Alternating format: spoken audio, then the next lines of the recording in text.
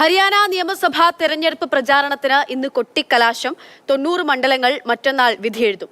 തൊഴിലില്ലായ്മ, കർഷക പ്രക്ഷോഭം, അഗ്നിപത് തുടങ്ങിയ വിഷയങ്ങൾ പ്രചാരണത്തിൽ സജീവ ചർച്ചയായി. ജമ്മു കശ്മീർ, ഹരിയാന തെരഞ്ഞെടുപ്പ് ഫലം ഒക്ടോബർ 8-ന് അറിയാം. അനൂപ് ദാസ് വിവരങ്ങളുമായി ചേരുകയാണ്. അനൂപ്, കർഷകർ തന്നെയാണ് ഏറ്റവും അടിസ്ഥാനമായിട്ടുള്ള പ്രശ്നം. കർഷകരുടെ വിഷയങ്ങൾ തന്നെയാണ് ഏറ്റവും അധികമായി സംസാരിക്കുകയും ചെയ്യുന്നത്. അതിൽ ജാട്ട് വോട്ടുകളും ജാട്ട് ഇതര വോട്ടുകളും സ്വന്തമാക്കി BJPയെ സംബന്ധിച്ചിടത്തോളം ഹാട്രിക്ക്, കോൺഗ്രസിന് ഭരണം തിരിച്ചുപിടിക്കുക. അവസാന ഘട്ടത്തിലേക്ക്, അവസാന നിമിഷങ്ങളിലേക്ക് എത്തുമ്പോൾ എന്തൊക്കെയാണ് അവകാശവാദങ്ങളും പ്രതീക്ഷകളും ഒക്കെ അവിടെ? എന്താണ് കാഴ്ചകൾ? ഹരിയാനയിലെ അതിശക്തമായിട്ടുള്ള മത്സരമാണ് നമ്മളിവിടെ വന്നപ്പോൾ കാണാൻ പറ്റുന്നത്. കാര്യം കോൺഗ്രസിൻ്റെയും BJPയുടെയും മറ്റു പാർട്ടികളുടെയും ഒക്കെ പ്രചാരണ വേദികളിൽ വലിയ ആൾക്കൂട്ടത്തെ കാണുന്നുണ്ട്. ഏതെങ്കിലും ഒരു പാർട്ടിയുടേത് മാത്രമല്ല. അതിലൊരു കാര്യം, കോൺഗ്രസ് കഴിഞ്ഞ തവണ പല മണ്ഡലങ്ങളിലും 3-ാം സ്ഥാനത്തേക്ക് പോലും പിന്തള്ളപ്പെട്ടു പോയിരുന്നു. JJP ഒക്കെ വലിയ ശക്തിയായിട്ട് വന്നു. പക്ഷേ കഴിഞ്ഞ ലോക്സഭാ തെരഞ്ഞെടുപ്പിൽ JJP വെറും 1% വോട്ടിലേക്ക് താണുപോയി. കോൺഗ്രസും BJPയും തമ്മിലുള്ള മത്സരത്തിലേക്ക് വന്നു. ഈ നിയമസഭാ തെരഞ്ഞെടുപ്പിലും ആ നിലയിലേക്കുള്ളൊരു മത്സരം നമുക്ക് കാണാൻ പറ്റുന്നുണ്ട്. കോൺഗ്രസും BJPയും തന്നെ. അതിനപ്പുറത്തേക്ക് JJP ഒരു പ്രധാനപ്പെട്ട മണ്ഡലങ്ങളിലൊക്കെ മത്സരിക്കുന്നുണ്ട്. അപ്പം BSPയും INLDയും സഖ്യമാണ്. ഒപ്പം ആം ആദ്മി പാർട്ടി എല്ലാ മണ്ഡലങ്ങളിലും മത്സരിക്കുന്നു. പക്ഷേ BJP കോൺഗ്രസ് മത്സരം എന്ന നിലയിലേക്ക് ഇവിടെ കാര്യങ്ങൾ മാറിയിട്ടുണ്ട്.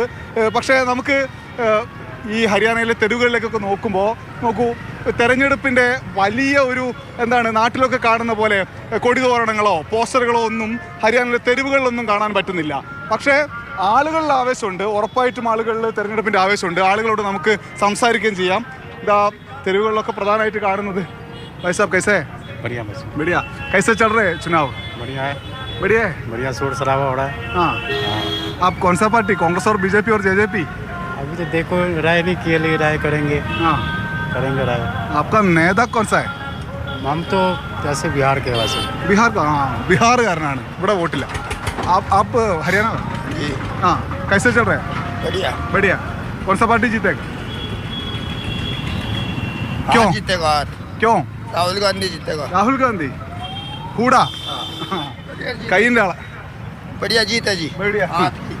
കൈയിൻ്റെ ആളാണ്. നേരത്തെ നമ്മൾ സംസാരിച്ചപ്പോൾ സാധാരണക്കാർക്കൊന്നും ഇവിടെ കാര്യമായിട്ടൊന്നും കിട്ടുന്നില്ല എന്ന് പറയാം. എന്തായാലും 10 വർഷമായിട്ട് ഇവിടെ BJP ഭരിക്കുന്നുണ്ട്. വലിയ മുന്നേറ്റം കഴിഞ്ഞ കാലങ്ങളിൽ BJPക്ക് ഉണ്ടായിട്ടുണ്ട്.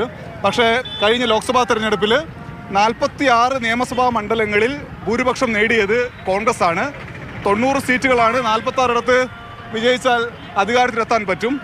അതുകൊണ്ട് തന്നെ കോൺഗ്രസ് വലിയ ആത്മവിശ്വാസം പ്രകടിപ്പിക്കുന്നു. നമുക്കിവിടെ കാണാം, പ്രചാരണ വാഹനങ്ങളൊക്കെ ഉണ്ട്. സ്വതന്ത്രർ ഒരുപാട് മത്സരിക്കുന്ന സ്ഥലമാണിത്.